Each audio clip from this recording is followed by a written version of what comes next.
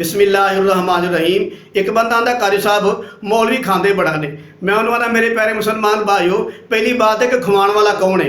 रब की जात खवांदी है, जिहड़ी तुहानूं खवांदी है वही सानूं खवांदी है। हाँ, अगर तुसीं अपने पल्लियों खवांदे हो मौलवियां नूं सुबह दोपहर शाम का खाना तुहाडा खर्चा बड़ा हुंदा है तां ते गल करो। अगर तुसीं खवांदे भी हो तो तुहाडे दिल च किन्ने पाया खिदमत करो, तुहाडा पैसा किन्ने कबूल कीता है, तुहाडा पैसा कौन चंगे पासे लवांदा पिया?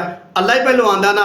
एक दूजी बात है कि वह रब जिहड़ा जंगलों के विच कुत्तियां नूं, बघियाड़ां नूं, सप्पां नूं, बिच्छुआं नूं और सूरां नूं, एडे एडे जालम मखलूक नूं बिला नागा रोटी दे रहा है, तो क्या वह अल्लाह अपने दीन के खादम नूं भुखा रखेगा? क्या वह अल्लाह अपने नबी के वारस नूं भुखा रखेगा?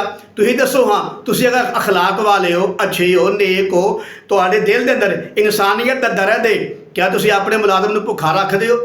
अगर कोई बंदा अच्छा है, वाकई अच्छे दिल का बंदा है, तो वह अपने मुलाजम नूं भुखा नहीं रखता। जिहड़ा उहदी नौकरी करदा, मुलाजमत करदा, जिहड़ा उहदे काम करदा है, उन्होंने भुखा नहीं रहन देंदा। उन्होंने खाना भी अच्छा देगा, बिस्तरा भी अच्छा देगा और कपड़े भी अच्छे देगा, तनख्वाह भी अच्छी देगा, ताकि ये मेरे को काम करदा। तुसीं अपने अखलाक का मुजाहरा करदे हो ताकि पता लगे कि तुहाडा मामला अच्छा है, मालक अच्छा है। तो जिस मालक का उलमा काम करते हैं, आलम दीन काम करते हैं, की ख्याल है वो मालक सब तो अच्छा नहीं? वो तो सारी कायनात तो अच्छा है। तुसीं आम मालक हो के, एक आरजी मालक हो के ते तुहाडी गैरत गवारा नहीं करती कि साडा मुलाजम माड़ा खाना खावे, माड़ा कपड़ा पाए, माड़े बिस्तरे ते सोवे।